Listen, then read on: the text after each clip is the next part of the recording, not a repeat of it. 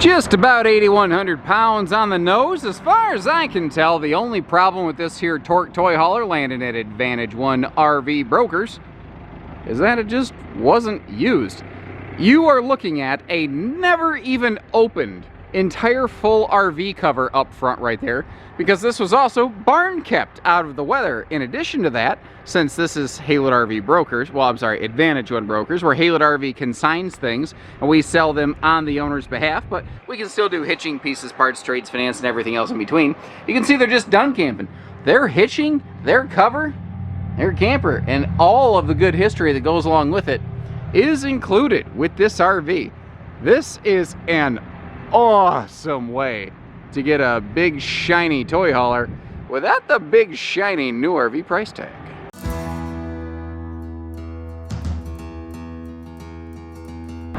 So this is a pretty good size rig. Anytime you're getting a totally private garage in a travel trailer toy hauler, it ain't small. It just doesn't go along with it. This is a 10-foot garage from ramp to pass-through door, but you do lose about a foot, about 12 inches on that closet over there. But, I mean, if you're not looking for a big side-by-side, if you've got a golf cart or an ATV or kayaks or an e-bike or dog kennel crates or something, this could work really well for a lot of folks, especially when, again, it doesn't really look like she was used by the previous folks. You see that classic removable indoor-outdoor carpet here covering the garage floor, which is very nice to convert into something like a 3 seasons living room. I was absolutely shocked to see this was originally built with no ramp patio system, which is, I mean, almost a near assumption anymore in the toy hauler world, especially a big laminated one like this, but obviously it was optional and not added here. In my experience, if it's not added from the factory, it's not something that can be easily, comfortably, cost-effectively added aftermarket. So we are happy to do some additional research on that. That's just been my experience. It's possible this is the exception to the rule, too. You see that the lino from the living room carries through all the way back here into the garage, dovetails down. There's D-rings all over the place. The removable dining table, obviously still present. The legs for that are actually over here in this closet below those coat hangers that you're looking at. And then the free-floating folding leg table that could use here in the garage, in theory in the living room, I don't know why you'd want to, or outside for picnic time. You know, that thing can go just about anywhere. Now, a better look at the closet space here. And let me get us spun around so that you can see it does have a couple really key features. You see the air conditioner installed and centralized back here above that Power Queen bed. Additionally, you've got the dual drop-down sofa systems here. Now, these can ride horizontally, as they are now, or they can go down the road vertically to give you some extra loading height. So what you're loading in here, it might depend on how you want to ride those. Now, this is really neat. This is a really smart use of the bathroom wall space. You've got a pass-through door to the living cabin, then you've got a direct entry door to the bathroom over here. But if you notice, this is actually a dual entry bathroom, so it's kind of shared. It's almost like a rear bathroom travel trailer that just happens to have a 10-foot garage bolted onto the back of it. That's, I think, actually probably about the best description I could give it. Porcelain foot flush there, and since this is a true toy hauler, not a crossover, more like a Grey Wolf or Catalina or Wildwood style toy hauler we'd have here at Haylett RV. We'll have down the street at Haylett RV. I forget where I'm standing currently. That means that you've got all the shower headroom in the world, and you're going to see the fixtures are just gleaming clean because, again, it just wasn't used. Oh, that is smart. That is smart. For a traveling lock on the magnetic split-open spa-style shower door, just that little bungee right there, instead of the Stretch Armstrong rubber band that'll wear out over time, that's genius right there. Now, unfortunately, Yep, right there. Before I got down here today, somebody left the battery disconnect on and has allowed the battery to be drained down. They also left all the lights on. So the battery's a little low, so the CO detector is chirping at me like crazy, and it's unfortunately piercingly loud because the RV needs to get plugged in and charged up. So as it chirps, apologies. It's nothing that a hammer and some wire clips or just charging the camper's battery wouldn't fix. Remember, we saw a centralized air installed from the factory in the garage. This has dual, oh my gosh, that's loud, centralized air conditioning, LED lighting. Trust me, it's much, much louder in person. If you have to turn your speakers down, I'm sorry. it's way worse here in person. Awesome panoramic viewing all around this big triple recliner kind of theater love seat combo job sofa system. I like that. Remember that removable dining table we saw in the garage can install down here. Now there's all sorts of creative storage solutions going on in this garage space, and including down here below the sink area. But you notice a big drawer here for utensils, as well as, you're going, where's my pantry? It's actually located right there. I like how they found a good spot for it. It's available, but it's also out of the way. 8 cubic foot two-way fridge freezer over here next to our oven. And now that I'm in here in the kitchen, I am actually seeing signatures of, like, this really was used.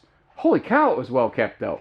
Like, I could tell just by the way that drawer felt when I opened it up. It was used, but man, well kept. Holy cow. There are sliding pocket privacy doors on either side of that entertainment center, by the way. The TV can also spin around to face the entertainment center, which is kind of cool. And our 12-volt disconnect switch is built right onto the face of that command panel just below the TV to the right. Give you a good look at the sofa arrangement from the other direction before we move forward, waiting for that chirp to happen one more time. There. As if on cue. Oh, love it. Dresser drawers on both sides, full hanging closet on both sides. And since this is a wide body coach, they are able to give us hanging storage on both sides of the bed, as well as a big old king bed. And that looks like a 70 by 80 king. That doesn't look like a short camp queen. I haven't tape measured it, but it does look like the bigger king bed.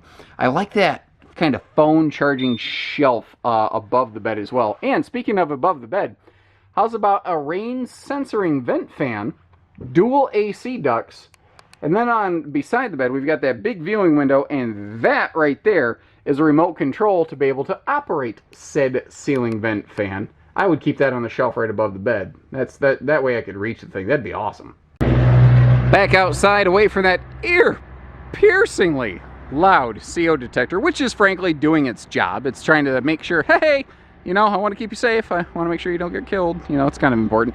As I mentioned, this is wide body, and you can kind of tell that just looking at the nose. It's got a big old thick look to it. That's a painted nose cap, by the way. Obviously doing a good job of, avoiding weathering and fade. Then again, being stored in a barn is also another good way to have that accomplished. It is generator ready up front here. That's why it doesn't have a full pass-through. Let me see if I can do this with one hand. Maybe I can just tweak that one, and come on, gently. Oh, you want to. Well, I failed.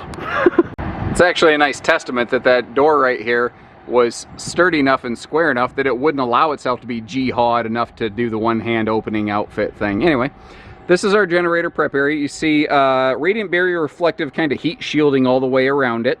And if you're not going to use it for a generator, like the previous folks didn't, then you can use it for various storage, like it appears the previous folks did. Let me get down here. That's your fuel fill specifically for the generator right there, which is actually cool. You see a little sewer hose caddy holder. You can also see the enclosed heated underbelly to keep you a little bit protected. I know a lot of people like to do desert camping. It gets cold at night. People don't really think desert, they think hot. It gets freezing at night. Dexter axles and suspension, good looking tires, and as we back up here, something I like, separate cable and satellite hookups just in front of that fuel station, which is the rectangle down there below the big danger. You're going to blow yourself up if you're smoking while doing this warning label. Always on side mount ladder to get us up to the roof for regular care, maintenance, and upkeep. And I think we've already kind of talked about the ramp earlier. She's backup camera ready. I think we're good to go. If you like what you see here, give us a call. We will, if someone's going to say, hey, can my toy, whatever, fit inside of here? Well, there's so many toys, so many measurements. Everyone's golf cart, everyone's side-by-side, all that stuff has different measurements. Give our team a call with the measurements of your specific thing. We'll come out here, we'll measure it, we'll make sure, We don't want you to buy this thing and go, oh crap, it doesn't fit, now what? Because then it's too late. We want to avoid that. So give us a call, give us the measurements, give us a chance to do the job there. We'll make sure we do it right.